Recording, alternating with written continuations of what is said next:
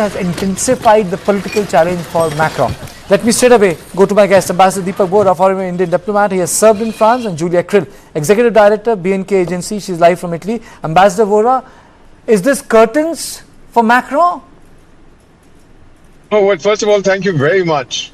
I'm driving to the city from the airport, so there's a little bit of movement in the car. It has nothing to do with the trouble in France. It's just that I'm driving at the moment. All right, it was my first posting. The then French Prime Minister Raymond Barre was a good friend. I studied at the Sorbonne, and I always told him that France was my girlfriend, India was my mother. Absolutely loved that place. Now, this was the post-Belle Epoque period when everything worked. And the French used to party like there's no tomorrow. And so if there's any war with the then Soviet Union, we'll ring up Washington, they'll come and defend us. Now what happened was, sir, the economy could not sustain this kind of lifestyle. I've seen it. Debt today in France, and I'll tell you the reasons why the protests are taking place. The debt today in France, $1 economy, the debt is $3.8 trillion. Trillion has 12 zeros. Who's going to pay that? Not the French. They're not used to paying. They're used to partying. Secondly, sir, is unemployment. The French government tells lies that unemployment is 20%. It's closer to 60%. Unemployment and underemployment. Third issue, sir, is migration. You know, the French want to reclaim their country. And I have many friends there. We communicate. They say, but this is our country. These fellows are the invaders is the term they use. From North Africa, the Muslims, from Morocco, from Algeria, from Tunisia, from Mauritania, from Mali, wherever. They are supposed to follow our system, but they are forcing us to follow their system. We're not the Islamic Republic of France. We want to take back France. This was the third major issue. And then, of course, when there's unemployment and underemployment, you blame the foreigner. So the kids have taken to the streets. It's a great French tradition of protesting. Normally, when I was studying there, we would do it, ma'am. You're from Italy. We would do it in the month of April, May. As soon as summer was coming, we didn't have internet or WhatsApp at that time, so we would send chits to each other. They'd come and meet us at the cafe. We'll have a glass of wine with our latest girlfriend, and then we'll protest. The question was, protest about what? That we'll decide later. First, we'll go and protest. That's a great French tradition. But this is serious. The rich and poor communities, yes, the divide is growing. Unemployment amongst the immigrants is very high, and they are angry.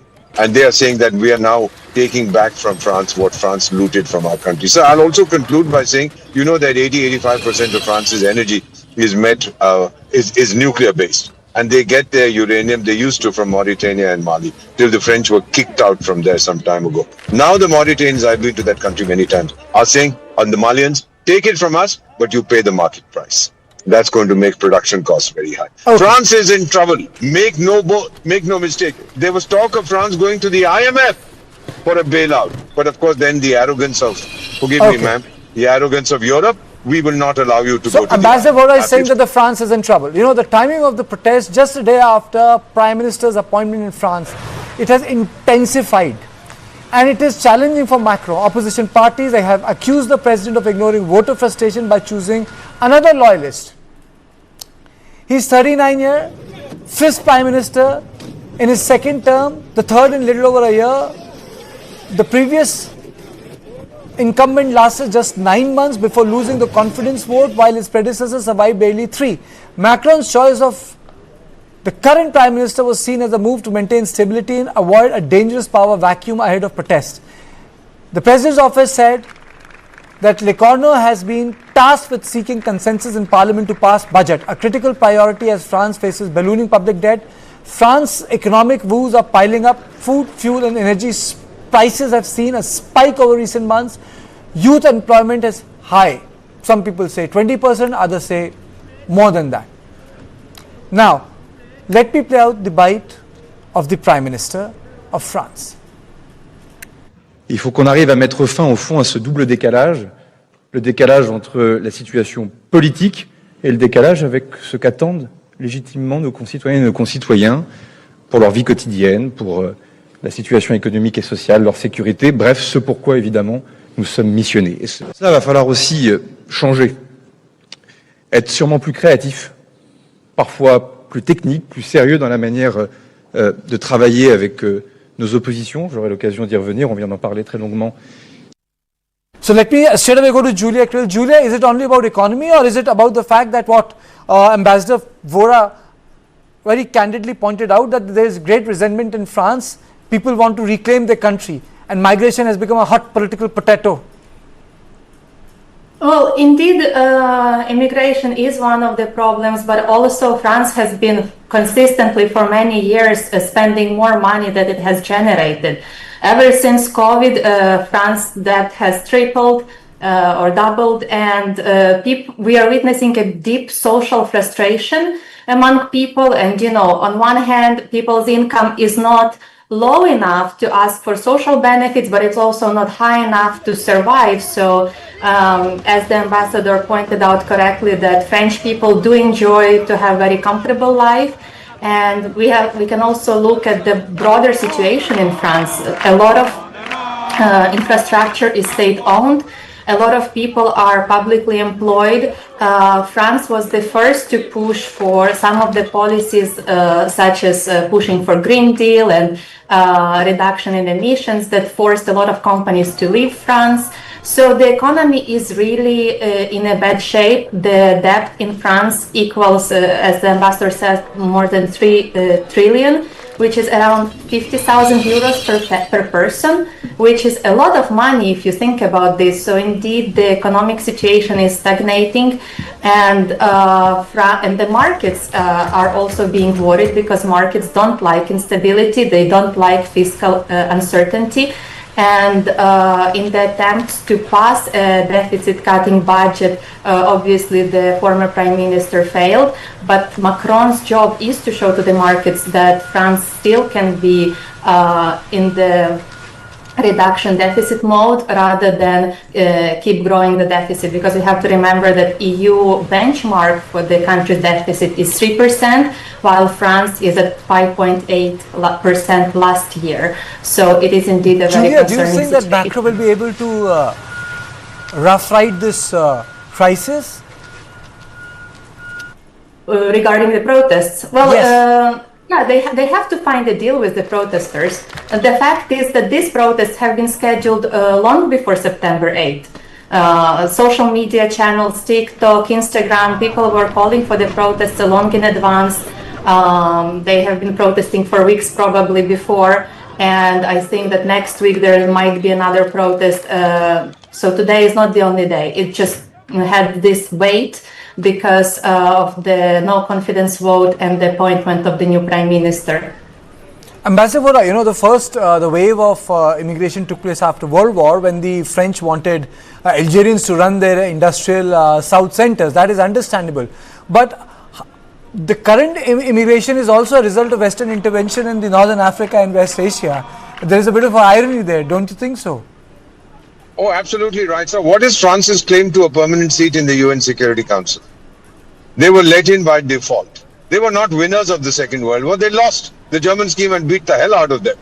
And then they formed this government somewhere else, etc., etc. I'll tell you what it was, sir. At that point of time, France's claim to fame, with Charles de Gaulle and all those other characters, was, we'll give you West Africa, we'll give you North Africa, we'll stabilize that region, make us permanent members. That was the grand bargain. And they continued. France has always had this image of La France Afrique, that Africa, the regions that we rule, is part of France. And so they wanted to continue with that, but it did not work. The immigrants have come and said, you looted us, now we will take back from you. And if you don't give it to us, you know, I've seen this in Nantes, ma'am. I've seen at lunchtime, when the call to prayer, they park their cars on the road, they pull out their prayer mats and they start praying. I don't know how you'll accept it in Italy, but we try and request them in India, don't do it so brazenly, do it on the sidewalk or whatever. And sir, one other point, please, which we should not be forgotten, is Ukraine. Who on earth is Macron to want to send his troops to fight in Ukraine? Followed ably by that Starbucks character in the UK and the German. Ukraine is not a member of the EU. Ukraine is not a member of NATO. What are you so concerned about Ukraine for? Simply because the Americans have said, go abuse Putin, you start doing that. And he used to be his great buddy. Okay. He has to go this way, sir. The revolution has begun, as you said. Okay, Julia, Julia, before I end the show, closing comments from you. Do you think it's like the clock has started to tick for Macron? Can I put it like this? Well, he can be pushed to resign, but he made consistently very clear that he wants to stay until the end of his term, until 2027.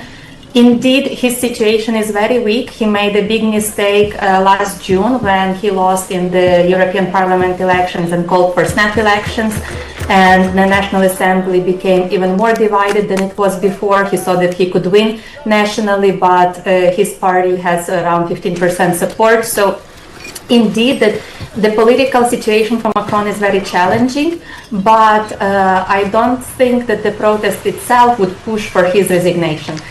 France protests all the time. We can see after the football win in May, after the French football team won in May, Paris Saint-Germain against Milan, there were the same amount of huge protests happening around the country, so people are really eager to go into the streets. The question will be if Macron will resign on his own or not.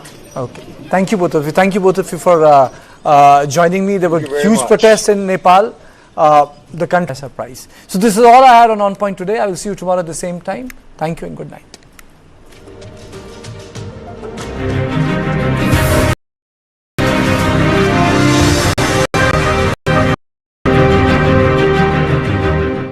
Associate sponsor Diana premium beauty soap, पहली झलक करे खूबसूरत। तो अपने सोने को काम पे लगाइए।